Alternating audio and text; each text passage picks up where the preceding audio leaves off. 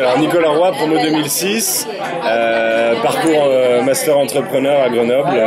J'étais président de, à l'époque l'AMSEC, devenu J'aime entreprendre. Après l'école, j'ai travaillé à Paris chez Logica. Je suis parti en Australie pendant 1 an, me balader, voyager, triper. Je suis revenu, je travaillais à Paris pendant 4 ans, chez Accor en audit interne, puis chez Arcadin, une boîte de télécom qui vend des services de téléconférence, collaboration à distance. 2 ans d'audit interne, 1 an de RH. Et puis à ce moment-là, je me suis marié. Et avec ma blonde, on est arrivé il y a 6 mois à Montréal. Il a déjà plus de vocabulaire. Pourquoi pour pas s'enraciner à Paris, tu sais, pour continuer de voyager, de s'enrichir culturellement, disons. Et on a bien profité de l'été. Et j'ai travaillé 2 mois chez Adecco en recrutement, développement d'affaires et recrutement. Et là, depuis 1 mois et demi, chez Accenture, dans l'équipe Talent and Organization, je m'occupe de faire de la conduite du changement, principalement chez ses clients.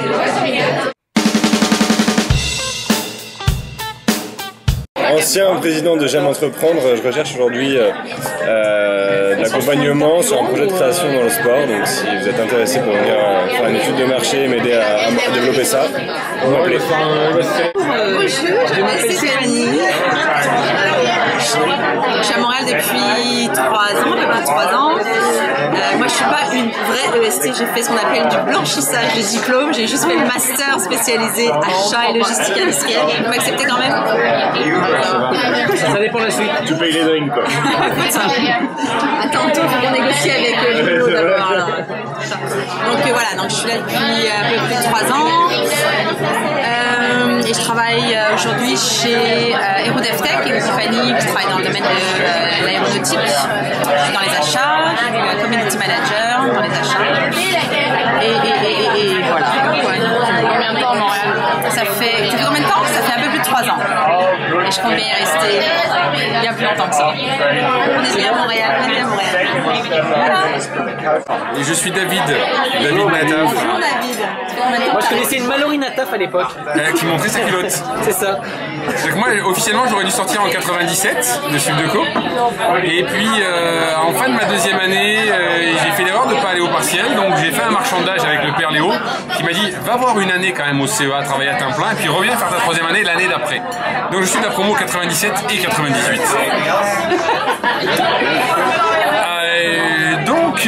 Je vis à Montréal depuis 1 an et demi avec une épouse qui s'appelle Renée, 2 enfants, Zachary et Elsa, de 3 ans et 4 ans maintenant.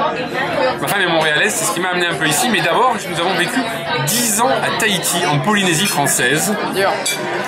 J'ai une expérience qui suit un chemin très très droit et très très clair qui montre, je dirais, qu'il y a un fil conducteur dans ce que je fais dans ma vie.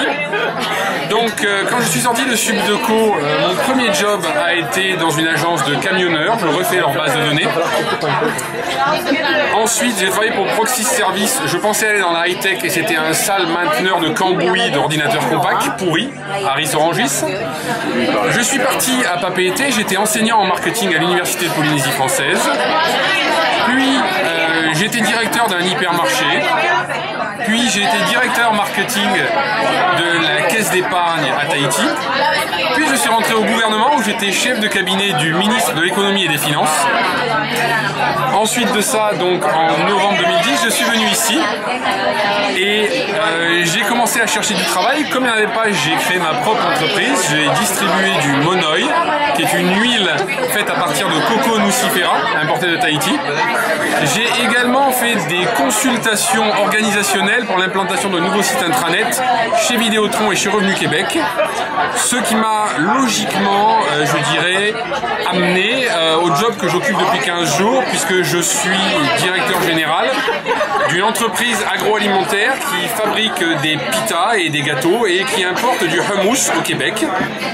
Donc, c'est la vérité, je suis désormais dans ce travail-là, je vous aime tous. Et Thierry, je t'embrasse si tu m'écoutes. Voilà. Alors, je m'appelle Marion, je suis la promo 2003. Je travaille actuellement chez Agropur dans le service ressources humaines et je suis arrivée à Montréal depuis 1 an et demi. À cause de mon mari, j'avais une mutation professionnelle. professionnelle ici. Je suis arrivée enceinte de 6 mois et demi, de mon deuxième enfant.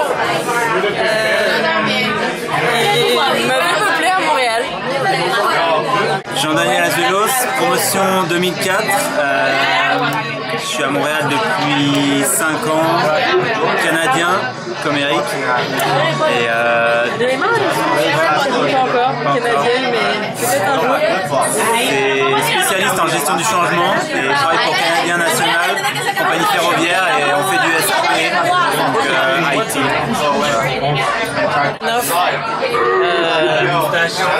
Troisième promo de l'école. Yes. Préciser que la moustache, c'est. Le moustache est temporaire. D'habitude, j'ai un pinch complet. Associé chez KPMG, consultation technologie. Et puis, heureux d'être parmi pas mal de gens que je connais, que j'ai amenés ici ce soir. Et merci Marie, voilà. C'est ça. Guillaume Blanchet, promo 2001. Pierre Weber, promo 2000. Oui donc. Montréal depuis 9 ans. 7. Et ex-membre du groupe Pimous, campagne BTE. La même. 2 records à notre actif. Le premier, c'est que sur 18 membres de Pimous, je pense qu'il y en a 6 qui ont redoublé. Ça fait un pourcentage de 33%.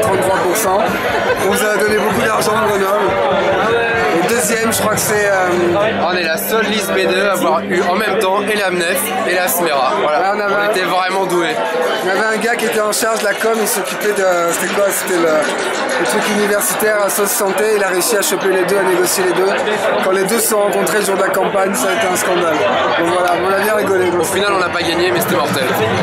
Et De Colomb, alors De Colomb, on connaît un mec, on n'en aura pas de marque, mais qui était tellement sous qu'il il a défoncé sa bagnole sur le parking d'en face. Il est rentré chez lui à pied, et il était sous, il a oublié tout ça, il était allé au commissariat. Et au commissariat, entre-temps, ils avaient reçu la cassette de l'accident. Donc il a eu droit, il a été poursuivi pour mensonge à l'assurance. On t'aime Alexandre Cuny, ciao.